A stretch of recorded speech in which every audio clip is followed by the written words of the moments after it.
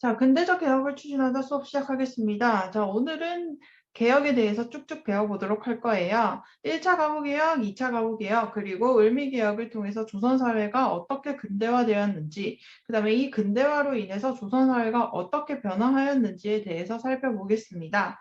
자, 1차 가구개혁 같은 경우는 저희가 대면 수업 때 이미 배워봤어요.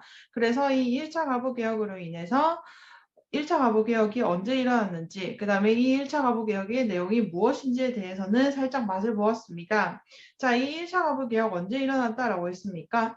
그렇죠. 동학농민운동, 특히나 1차 동학농민운동이 끝날 때 전주화약 이후에 일본군이 돌아가야 하는데 돌아가지 않고 조선 내의 영향력을 확대하기 위해서 그렇죠. 청나라와는 청일전쟁을 일으키고 그 다음에 조선 내에서는 영향력을 확대하기 위해서 경복궁을 점령했다라고 했던 거 기억나시죠?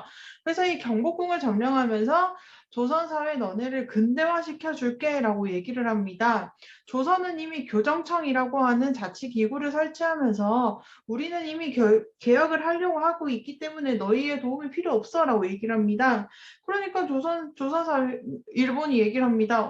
너네 왜 이렇게 말을 해? 버릇이 없네? 라고 하면서 여기에 열이 받아서 경복궁을 점령하고 경복궁을 아예 포위를 시켜버리고요. 그 다음에 너네가 하던 개혁 그냥 우리가 해버릴 거야 라고 하면서 가보개혁을 한다라는 것도 여러분들은 저와 함께 봤었어요.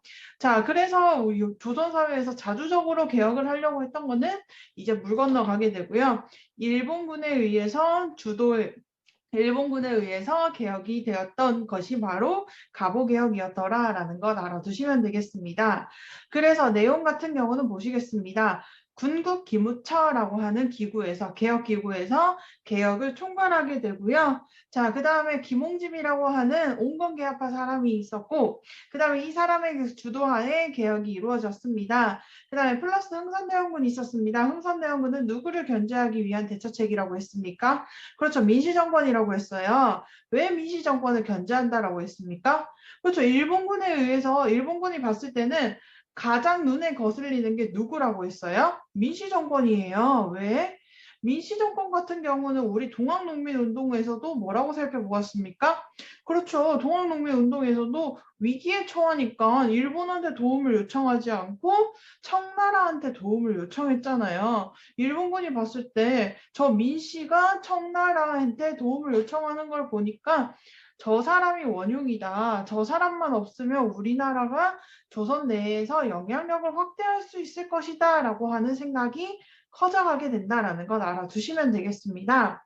자, 그러면 가보개혁 내용 보겠습니다. 일본에 의해서 주도는 됐지만 일본은 지금 청일전쟁 중이에요. 그래서 크게 많이 신경을 쓰지 못하고요. 김홍집을 주도로 해가지고 우리가 일본 안에서 어떻게 하고 있냐면 일본의 감시는 받고 있지만 그 안에서 자주적으로 개혁을 하려고 시도는 했었다라는 것 알아두시면 되겠어요. 자, 정치부터 먼저 보겠습니다. 하지만 정치는 보시면 민시정권을 견제하기 위한 것다라는 거 봐주시면 되겠습니다.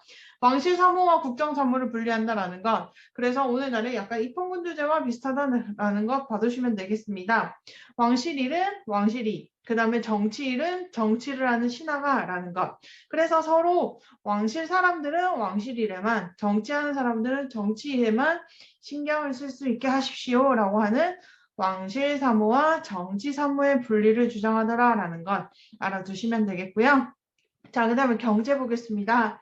자, 경제 같은 경우도 탁지화문을 설치합니다. 탁지화문은 그 기구의 이름이라고 했습니다. 파라문이라고 하는 8개의 쉽게 말을 해서는 밑에 있는 기구예요. 그래서 이 기구 중에 하나인데 여기에서만 재정을 담당한다라는 거, 국가의 돈을 쓰는 거요. 그래서 국가의 돈을 쓰는 것을 여기에서만 담당을 함으로써 전문적으로 그 다음에 투명하게 경영을 하기 위해서 노력을 했다라는 것. 그래서 여기에서도 어떻게 하냐면 전문적으로 하기 위해서는 도량령을 통일해야 된다라는 것. 도량령이라고 하는 것은 무엇이었습니까? 무게와 거리를 재는 단위였습니다. 그래서 무게와 거리를 재는 단위였던 도량령을 통일함으로써 세금을 낼 때 백성들이요, 우리 지역에서는 사과 하나가 뭐 쌀 이만큼의 가치였어 라고 할 수 있잖아요. 그래서 이러한 것들을 막고 그 다음에 통일합니다. 기준을요. 그 다음에 보다 더 확실하게 여러분들 생각을 해보십시오. 사과와 쌀 이런 식으로 해서 가치를 판단하게 되면 굉장히 흐려지죠. 그래서 이러한 가치를 판단하는 기준 중에서 제일 정확한 기준이었던 화폐를 만들게 되고요. 그래서 이제 세금도 어떻게 내라? 화폐로 내라라고 하는 조세의 급납화를 실시를 한다는 것 알아두시면 되겠습니다. 경제는 단어가 어렵다라고 했어요. 그래서 여러분들이 잘 모르면 밑에다가 작성을 하다라는 것 알아두시면 되겠습니다. 그래서 밑에다가 작성을 해주시면 돼요. 자, 조세 급납화는 세금을 뭘로 내라? 돈으로 내십시오라는 것. 그 다음에 은본위제는 뭐라고 그랬습니까? 그렇죠. 국제화폐를 통용하는 데 있어서 기준이 뭐였다라는 것, 은이었다라는 것. 그래서 경제 같은 경우는 조금 더 투명하고 그 다음에 조금 더 전문적으로 해서 나라의 살림을 조금 더 부강하게 하기 위해서 노력을 했더라라는 것 알아두시면 되겠습니다. 자, 사회부터 먼저 보겠습니다. 사회요. 자, 사회는 별표 하나 치셔야 됩니다. 무슨 제도요? 그렇죠. 신분제도를 폐지했다라는 것. 그래서 우리 사회를 커다랗게 막고 있었던 신분제도를 폐지함으로써 우리 사회가 이제 능력에 의해서 사람들이 이제 뽑힐 수 있게 되는 하나의 커다란 변곡점, 변화를 할 수 있는 하나의 변화점이 되었다라는 것 알아두시면 되겠어요. 신분제가 폐지되었다라는 것은 정말 중요하기 때문에 가보개혁의 중요한 가치 중에서 하나가 신분제가 폐지되었기 때문에 가보개혁이 중요하더라라는 것도 여러분들은 봐두시면 좋겠습니다. 자, 그 다음에 두 번째, 과부의 재가를 허용했다라고 했어요. 과부의 재가 같은 경우는 무슨 뜻이라고 했습니까? 과부의 재혼을 허용했다라는 뜻이라고 했어요. 과부의 재혼을 허용했다라는 것, 과부가 그동안은 재혼을 하지 못했대요. 평생 그 남자를 어떻게 했다라는 것, 기다렸다라는 것이었죠. 평생 그 남자를 기다렸다라는 건데, 그러면 여러분도 생각을 해보십시오. 그 여성이 어떻게 했다라는 거예요? 그 남자한테 속해 있다라는 뜻이잖아요. 여성이 여성으로서의 독립된 가치를 갖지 못하고 그 다음에 그 남자한테 속해 있다라는 뜻이다라는 것. 그러면 여기에서 이제 과부가 재가를 허용받았다라는 것은 여성이 이제 그 남자한테 속하지 않고 여성이 자유롭게 그 남자가 아니라 다른 남자도 선택할 수 있었다라는 것. 그래서 과부의 재가 허용은 여성의 뭐가 상승되었다라는 것. 그렇죠. 인권이 상승했다라는 것. 그래서 과부의 재가 이후에 여자가 학교도 가게 되고요. 그 다음에 여러 가지 사회생활의 폭이 넓어졌다라는 것. 그래서 이러한 것들 봐두시면 되겠습니다. 자, 그 다음을 보겠습니다. 과거제도가 폐지되었습니다.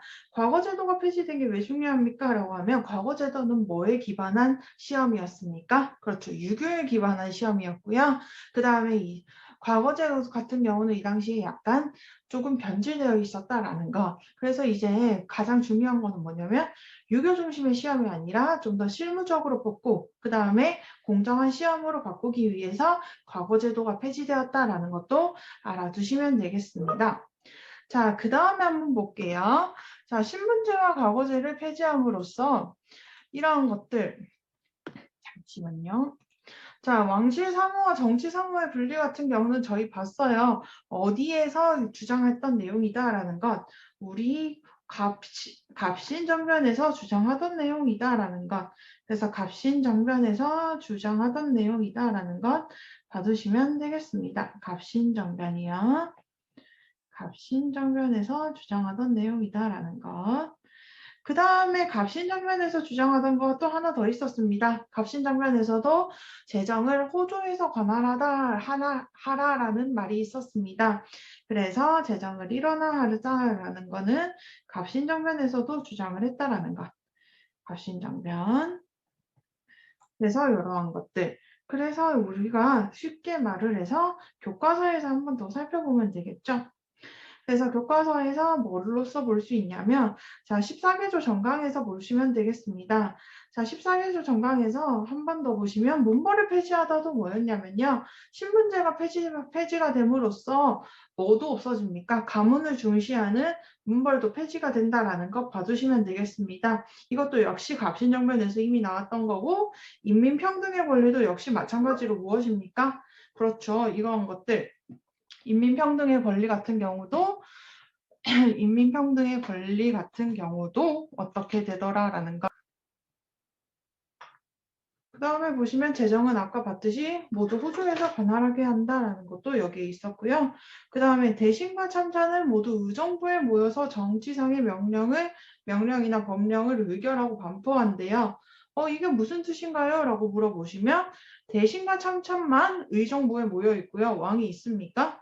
왕이 없어요. 원래는 의정부에 왕도 같이 모여가지고 중요한 정책을 같이 결정하곤 했었잖아요. 근데 이제 대신과 참찬만 모여 있어가지고 왕실 사무와 정치 사무가 분리되었다라는 것도 봐두시면 되겠습니다. 그러면 여기다가 여러분들이 헷갈리기가 쉬우니까 플러스로 신분제도 폐지에다가 문벌 폐지까지 같이 적어서 갑신정변에 있었던 내용이더라라는 것 알아두시면 되겠네요. 문벌 폐지도 갑신정변에 있었고 특히나 신분제도 같은 경우는 어디에도 있었냐면 동학농민운동에서도 있었더라라는 것.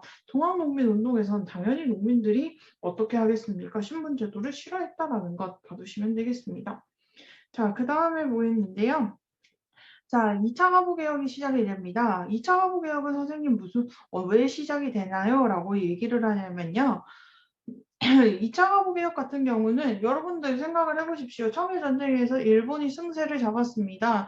그 다음에 1차 가부개혁 같은 경우는 내용을 보니까 슬슬 일본에 대해서 내용이 좋은 거는 딱 하나예요. 정치요. 자, 그러면 이제 본격적으로 일본이 조금 힘을 써야겠다라고 생각을 한 거예요.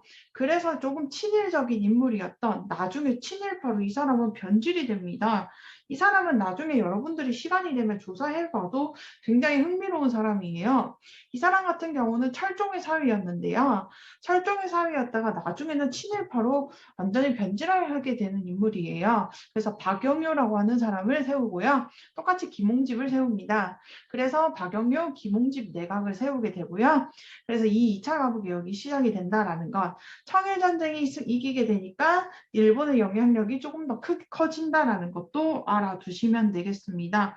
군국 기무처가 폐지가 되고요. 이제 여기에서 박영효의 영향력도 커진다라는 것.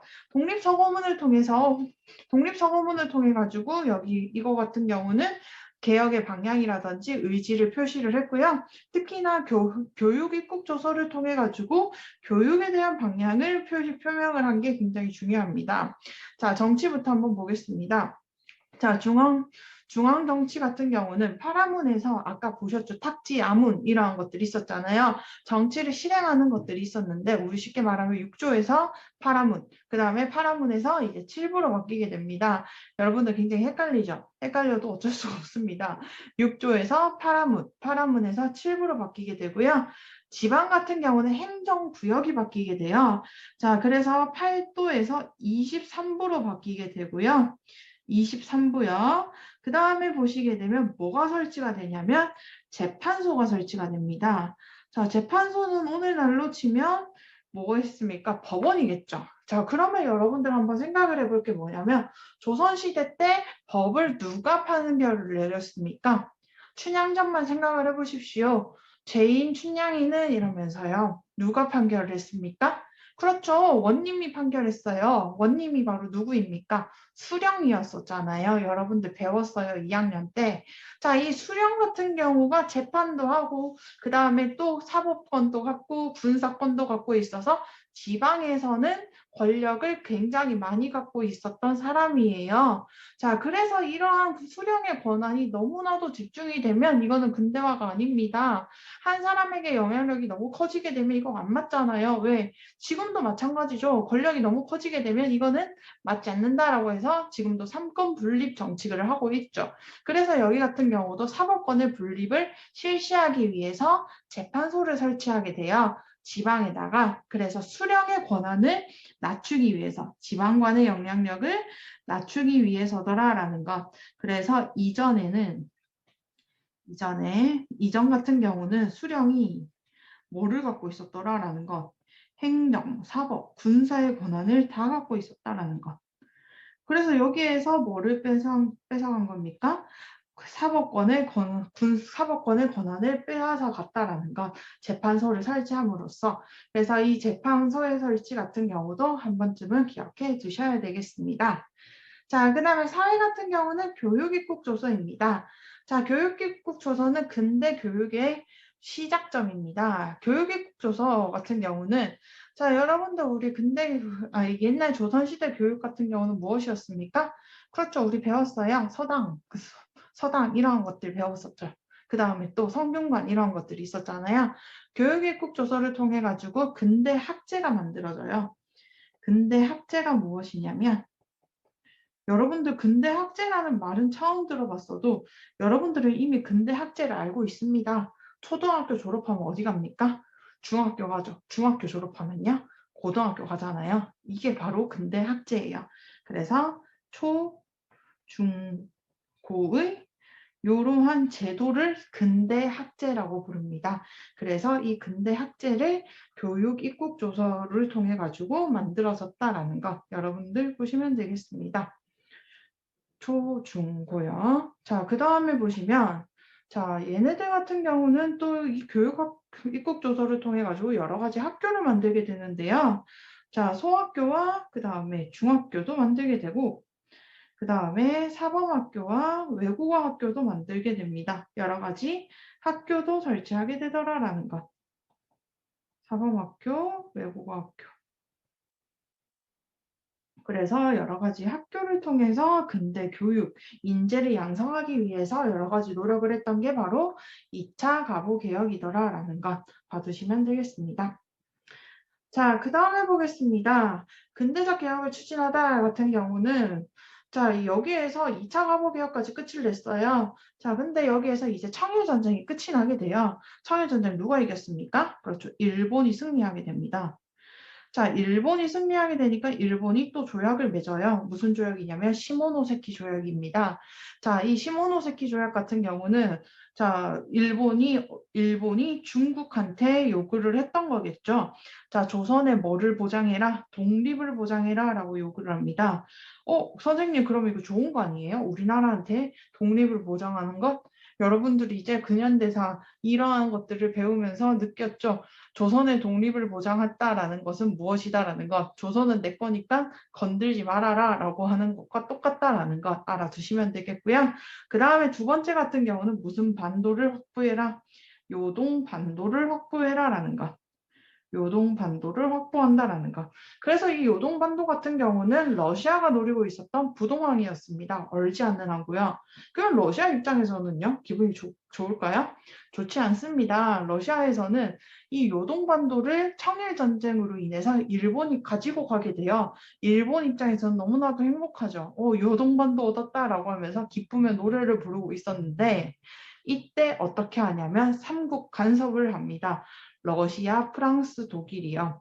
프랑스와 독일은 어떻게 하냐면 일본 세력 쟤네 왜 저렇게 크냐. 쟤네 너무 건방지다. 러시아 너네 도와줄게 라고 얘기를 하고요. 러시아는 그러면 우리 요동반도를 우리가 차지할 수 있게 도와줘 라고 하면서 일본한테 압박을 가하게 됩니다. 야, 청나라한테 그것까지 뺏는 거 너무하지 않아? 라고 하면서요. 청나라를 도와주는 척 하면서 자기네들 실리를 얻기 위해 한 거겠죠.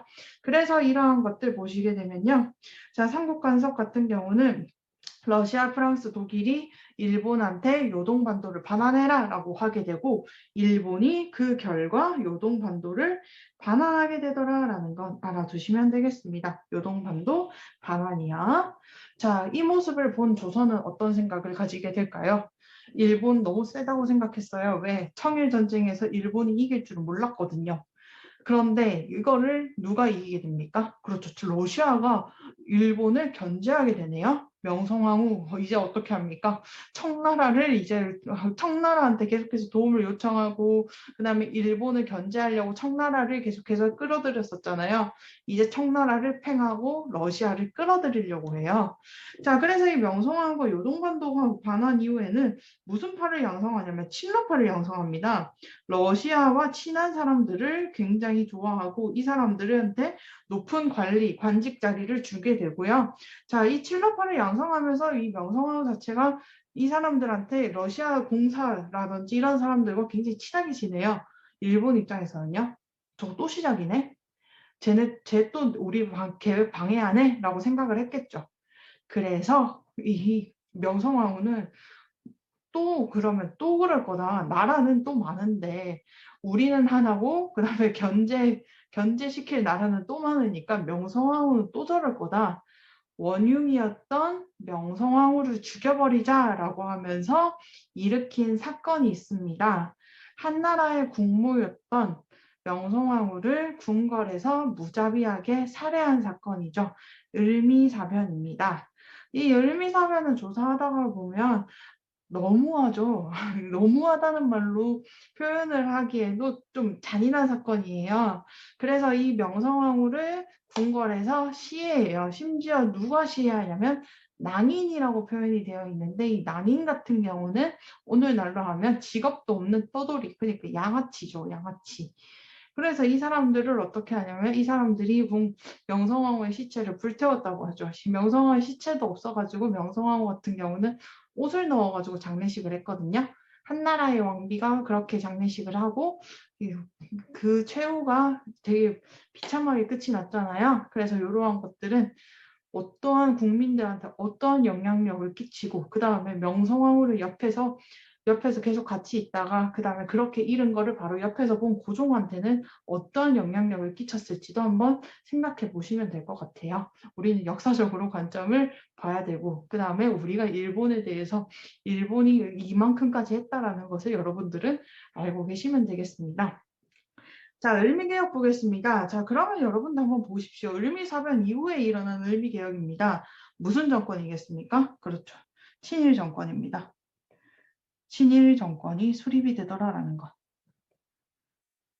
친일 정권, 일본과 친한 정권이 수립이 되고요. 자, 연호는 무엇입니까? 연호는 연호는 광무가 아니라 연호는 건양이라고 하는 것을 만들게 되고요. 자, 연호 같은 경우는 해를 헤아리는 거다라는 것 알아두시면 되겠습니다.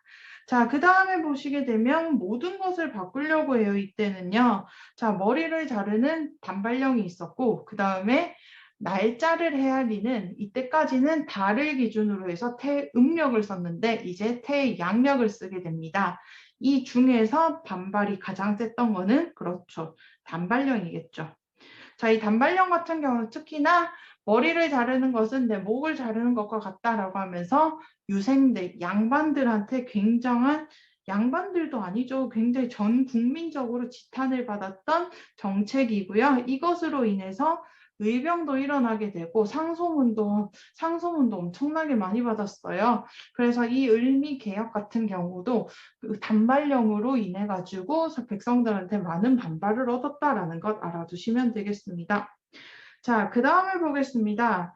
자, 단발령과 태양력으로 인해 가지고 이러한 것들 보시면 되겠고, 자, 여기에서 보시면 을미개혁으로 인해 가지고 사람들이 굉장히 반발을 했다라고 하죠. 그 다음에 을미사변이 일어났습니다. 일본에 대항하자. 일본 때문에 우리나라가 이렇게 됐다라고 하면서 일본에 대항하기 위한 의병이 일어나게 됩니다. 군사요. 이것이 바로 을미의병입니다. 결과라고 살짝 적어 놓으시면 되겠네요. 결과요.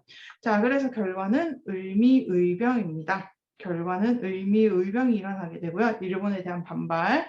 그 다음에 보시면 고종이 굉장히 무서웠다고 하죠. 그래서 고종이 어디로 도망가냐면 도망이라고 하면 좀 그렇겠지만 고종도 트라우마가 엄청 남았을 거 아니에요.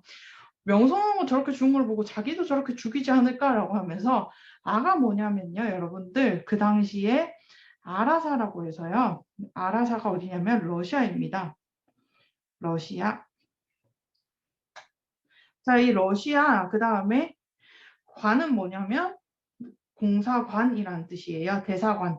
그래서 러시아 공사관으로 피신한 사건입니다. 그래서 한 나라의 왕이 우리나라 땅에 있었던 러시아 공사관 같은 경우는 지금도 외교관 같은 경우는 공사관 같은 경우는 치외법권 지역이거든요. 그래서 이러한 것들을 보시면 러시아의 보호 안에서 있으려고 고종이 그 안에 러시아 공사관 안으로 피신이라고 하지만 백성들 입장에서 얼마나 황당하겠어요.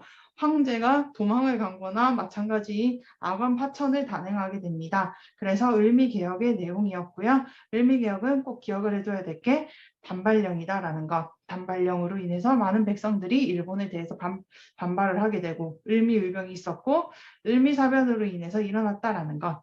자, 그 다음에 보겠습니다. 가부 을미개혁의 의의와 한계 보겠습니다. 자, 의 같은 경우는 봤습니다. 갑신정변과 동학농민운동의 개혁안을 반영하게 되었고요. 그 다음에 근대국가로의 변화가 있었다라는 것. 자, 그런데 여기에서 중요한 게 있습니다. 한계점이죠. 한계점, 군사력에 대한 것 있습니까? 군사력에 대한 것 전혀 없고요. 그 다음에 토지제도의 개혁이 없습니다. 왜냐하면 이거는 전혀 쓸모가 없다라고 생각을 했기 때문이죠. 군사력은 일본 때문에 못했고요. 그래서 이러한 것들, 근대적 개혁을 추진하려고 우리 나름대로는 노력을 했지만 외부에서 오는 이러한 것들 때문에 일정한 한계를 갖고 있었던 게 가보개혁과 을미개혁이고요. 여러분들은 이러한 중요한 내용들을 각각 잘 정리를 하셔야 됩니다. 1차 가보개혁 같은 경우는 정치제도에 대한 개혁 내용 꼭 기억을 하셔야 되고요. 그 다음 2차 가보개혁 같은 경우는 뭐를 기억하셔야 된다? 교육입국조서. 그래서 근대적 학제가 만들어졌다라는 것. 그 다음에 3차 을미개혁 같은 경우는 단발령, 그 다음에 중간에 을미사변, 그 다음에 결과로서는 을미의변과 아관파천. 그래서 여기에다가도 별표 하나 쳐주시면 되겠네요. 그래서 오늘도 수고 많이 하셨고요. 공부 복습 제대로 하시길 바라겠습니다. 그럼 안녕.